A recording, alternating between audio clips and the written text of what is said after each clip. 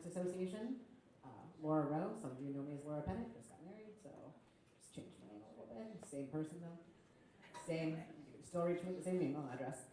I'm going to talk to you a little bit today about the challenges of building and executing a communications plan when you have no communications staff and often no communications budget. And in the same vein of introducing myself, I find that I have a tremendous amount of respect for everybody in this room because you wear an incredible amount of hats, and in addition to applying for CURB funding, applying for recreation grants, applying for figuring out public works contracting, you do it all. Oftentimes communications falls to the bottom of the pile because there's a lack of bandwidth, really. And so oftentimes we come into a few issues down the road where public perception is different from what you'd like it to be, or there is a little bit of dissent where you didn't expect it. And what we're going to talk about today is just figuring out how to get around those hurdles, how to keep it brief and simple, and get your message out there.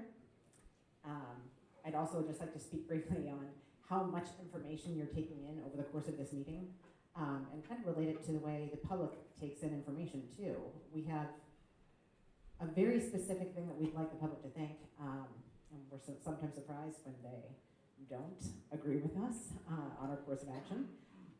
But they're also consuming a huge amount of information every day, and it's incredibly difficult to retain that. So if I ask you about this morning's small courts intensive on public works contracting, and to tell me the one phrase that sticks with you and recite that, we've got a lot of information between then and now, so I'm not exactly sure if we all can.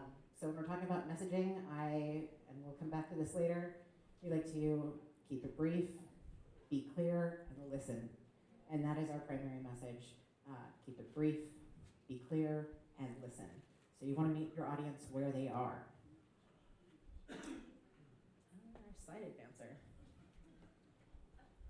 So your communication strategy sets the tone and the direction for all of your activities, no matter who is speaking, no matter if it's someone answering the phone or whether you're presenting to the public.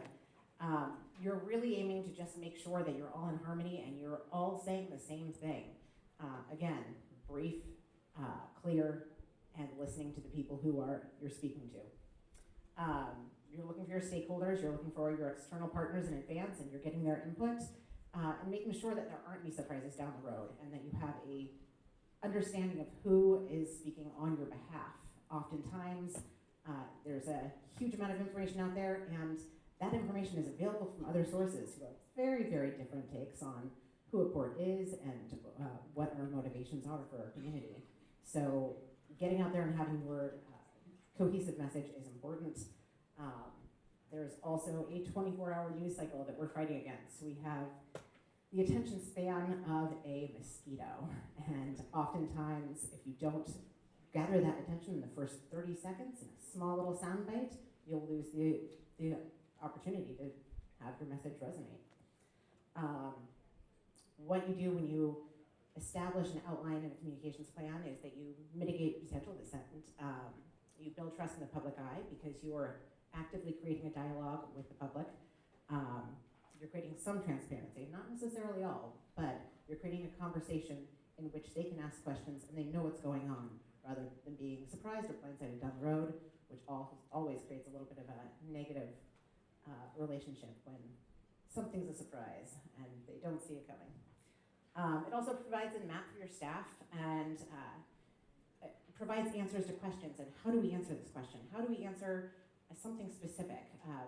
Giving bullet points and giving a real roadmap to everyone you work with is incredibly valuable in that you can always refer back to that. So that little bit of work in advance always pays off in the long run, in that everyone's very clear about what the message is and what the main goal of your communications plan is. So the arguments I hear very frequently is that we need someone full-time. There's no way we can execute a communications plan. This is something that is definitely beyond our scope. We clearly just don't have time. And communications plans really fall to the bottom of the agenda. We've got a lot of work to do. We've got to make the project happen, and we've got to execute it. We'll tell people about it when it's done. and that can often be a real hindrance to getting future projects done or getting public support for future report actions. So the refutation is that even if you don't have communication staff, there are so many tools to automate. Even if you are a court of just 3 commissioners and you are looking to regularly get one message out there to say what's important, what we're working on, what we're trying to accomplish, there is time for each one of you to do a 5-minute blog post or a short insight into what's important to the port in the year to come. So clear, concise, and communications plans, they really save time. It's that ounce of prevention, which is worth a pound of cure. Discussing and committing to that game plan. Also make sure that you have very clear roles and you know what you're responsible for. So when we break it down, when we're looking at what you really need in a communications plan, what you want to do is identify your issues, first of all, identify your stakeholders, reach out and establish relationships before issues arrive and create goodwill. I often hear a lot of times that it's a little bit fluffy. Communications plans are just a little bit like feel-good stuff, but what we forget is that goes a mile in the public eye. If it's something tangible that they can refer to, something that they know that their port is doing, something that benefits them personally, in the wonderful words of Janet Jackson, what have you done for me lately? What am I getting out of this? What makes sense for me? Why should I support port actions? So it does count more than we think it does. What you don't need is a full-blown multi-platform communication strategy right out of the gate. You do not need to be everywhere, and you don't need to be talking to every one of your constituents. That's just not reality. It's just not realistic. What you do need to identify is what people are paying attention to, and that's a good listening campaign to start with. Are people on Facebook? Are they reacting to your posts? Are they coming out to meetings when you post the time and place? If not, abandon it. If it's not working for you, go back to the drawing board. Very, very frequently I've found, especially within a project I'm working on in Tacoma, no one was responding to an email newsletter. It just wasn't resonating with them. What did make a huge amount of difference was posters telling people when and where they could interact and give their opinion. And that was just something that people drove by every day. It made sense to them, they saw it, there was a cute little graphic, and they wrote down that number and they remembered September 22nd, we're gonna be there, we're gonna share our opinions. So really that's just really listening to where that message is resonating with your public. Scalability is also key. You do not have to do everything overnight. You know, if you're starting out with a blog post or 2 per month, great. That is some kind of traction. That gives some kind of reason for people to come back to your website, to figure out what your position is and what your plan is. And from there, they can ask questions. The one thing I would really, really encourage everyone to do is not to use your website as just a placeholder, not to use it just as a place to put your email address and your phone number, because it's the same reason restaurants have menus. No one knows what to ask until they know what you're selling and they know what you're offering. On the budget side too, there are so many free tools that are available. You don't need a full-time graphic designer. If you want to make a poster, there are great amounts of tools that I'm happy to walk you through. You can email me, you can call me at any time, and I will walk you through step by step. I'm happy to come out, I'm happy to show you how to do it. Give me a call and here's your resource. Your Sherpa, if you will. So for a communications plan, it's a fairly simple, straightforward plan. What you need to do is identify and agree on, really, what your summary is of the current situation. Where are we? What do we need? What are we lacking? Engaging your stakeholders, also identifying who those are, and agreeing on that. Like, does this audience matter? Maybe, maybe not. Figuring out your external resources. So for example, WPPA is an external resource. We are there to help you amplify your content. We are there to help spread your message a little further. Who else can you rely on to spread your message for you in a positive way? Defining your audience, figuring out where they are, how they're listening to you, what their issue is, how you can identify that and have a reputation, incredibly important. And really, I think this is the biggest part of a successful communications plan, treating it like a science experiment. Really looking at it like a hypothesis and saying, this is what we think will work. Let's try it out, see what the measurement says, and then go forward. If it's not, alter course. You also need to figure out what behavior or perception you want to impact. So if, for example, you have a huge amount of kayak activists as,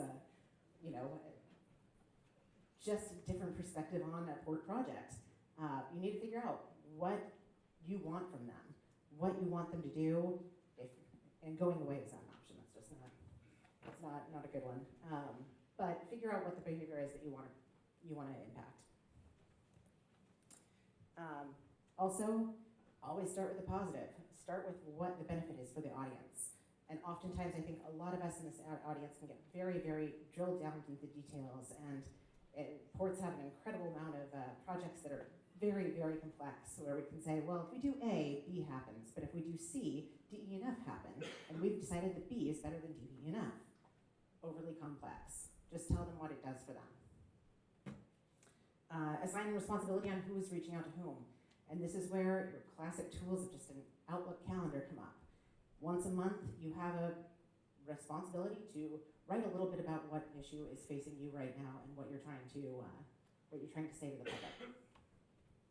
I think drafting speaking points is an amazing idea. You're going to identify who your publicly facing faces are, and then also make sure that those speaking points are easy to understand, clear, again, brief, clear, and as a reaction to listening to your audience. Then measure success, lather and repeat. And that's really, the effort is key here. It's just a small amount of time that you need to put in each month. Brevity is best. Don't bury the lead. I always refer to a New York Post headline that I loved so much, which got attention, and their front page is just amazing, but it was entitled, "Headless Body Found in Topless Bar." And it tells you the entire story right there. You know what's happening, you don't have to read the entire story to get it. And it's also memorable. This is maybe 15, 20 years ago. So don't bury the lead. Tell people what you want them to know. Use images. People react to images very quickly. We have an incredibly vast amount of picturesque scenery. We have great images, but we don't need a photographer to capture them up front. We can also rely on things like social media.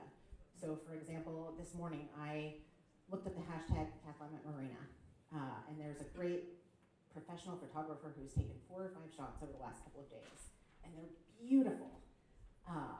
So the way to utilize that is to reach out to them and say, hey, this is great, we'd love to use this in a campaign, we'd love to give you attribution. A, it gives them a larger audience, especially if they're in a remote spot, and B, you have content there that's free and available to you as long as you attribute it to the photographer. Showcase the why. Again, why should I care? What does this do for me? Why should I be interested? What action do you want me to take? Engage with the positively impacted. I think we all know that, especially when you're dealing with a crisis communications issue, or even on social media, you get a lot of negative input. And that can be loud and that can be frequent. But it's important to remember that that is not the only input, and to identify the positive stakeholders and make sure that their message is amplified as well. And encouraged. So these no-cost tools that you can use, this is great for planning without a budget. I love Adobe Spark, spark.adobe.com. You sign up for an account, and that's it. You can, and I'm going to go ahead and just click into this here. So this is a free account, and essentially what it offers me is a template for anything I want, whether it be a huge poster or a social media post, anything that would be a Facebook graphic. And essentially it's this simple. You choose the image, you replace your image with something of your port, you replace the text, you replace the color, boom, you've got a very professional looking graphic design poster or social media image.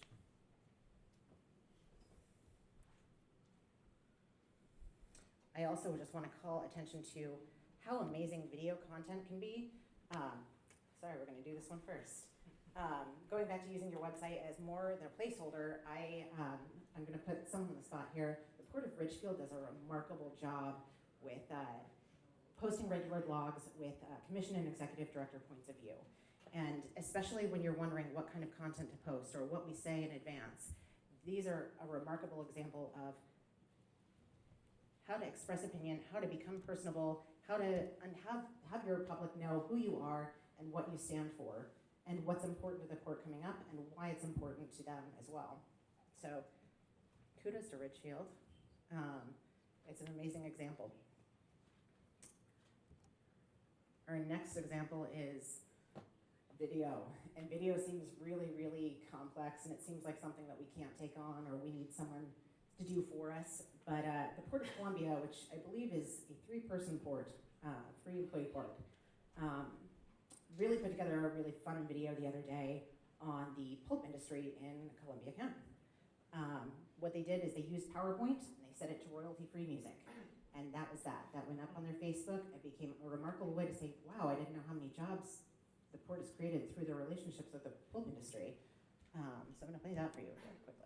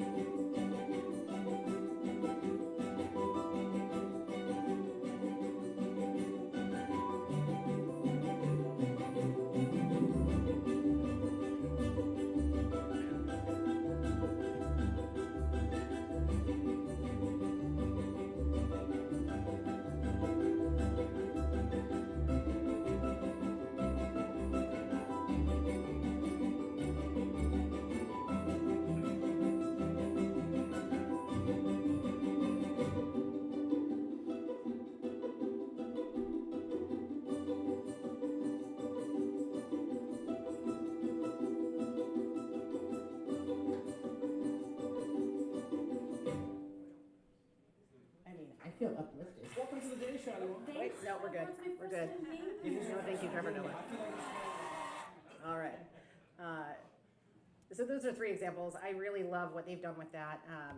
Not a huge amount of time, not a huge amount of resources, but again, it just gets you thinking about, God, those are great little bullet points, and those are bullet points I remember. $100 million, that's great. 100 new jobs, great. Those are things that you can easily recall and then also just stick at the forefront of your mind. And again, I think we've covered photography. This is a great shot of Cathlamet Marina that I found this morning. Just a great way to say that there's a resource out there. There are people photographing things that you can use. So it doesn't need to have to be a purchase stock option, stock image option. It doesn't have to be someone that you hire or pay to go out and create content. The content is being created out there. You just have to go out and look and find it. So quick tips. Rule number 1, keep it simple. Overcomplication happens fast. Expert perspective and research can make your message convoluted.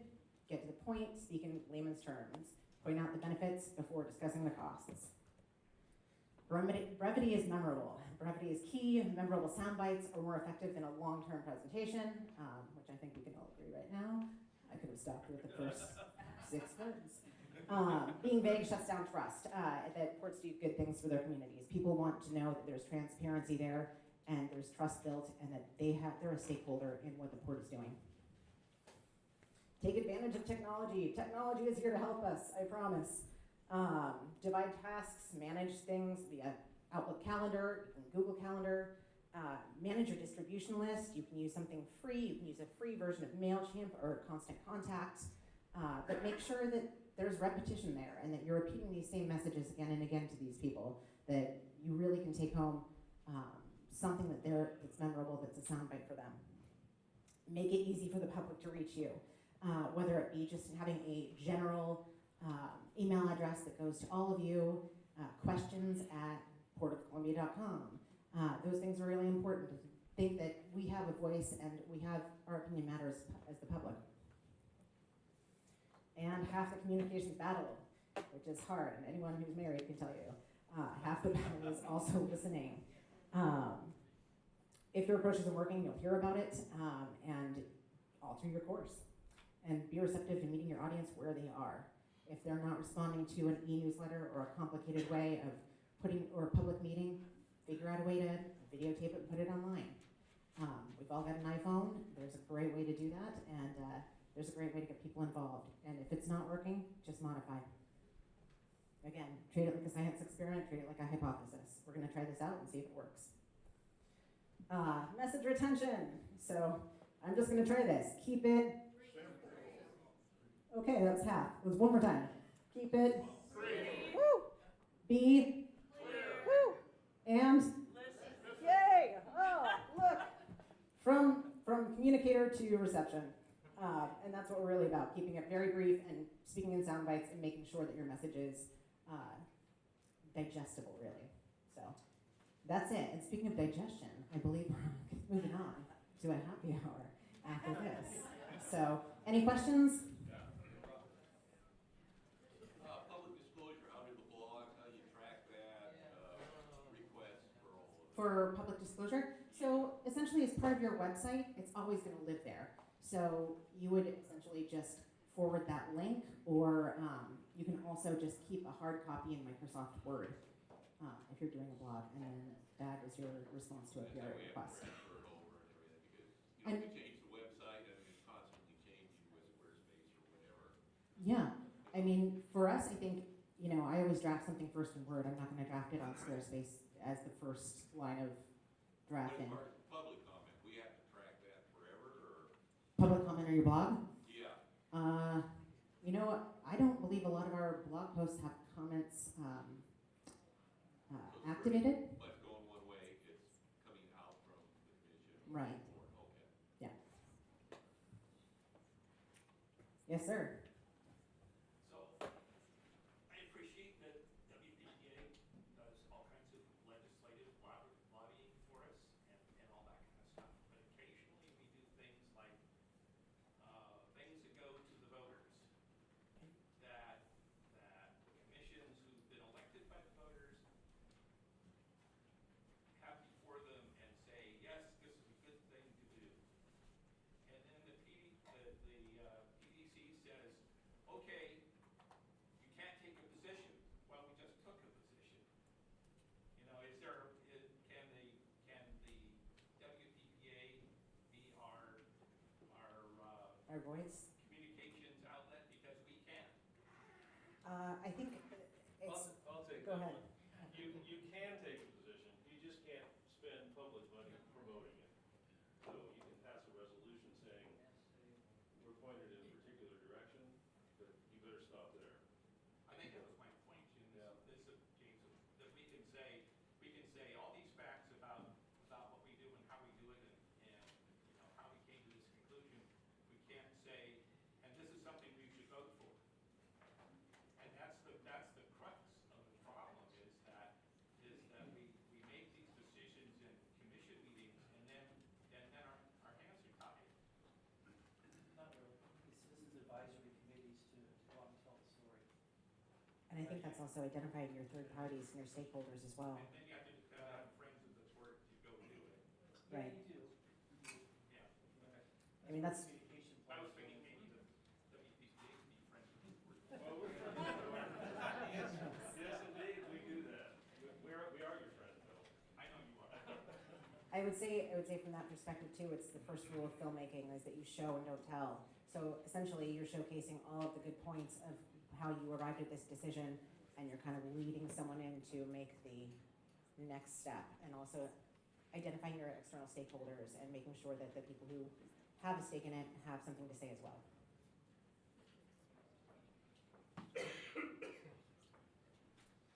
Anyone else?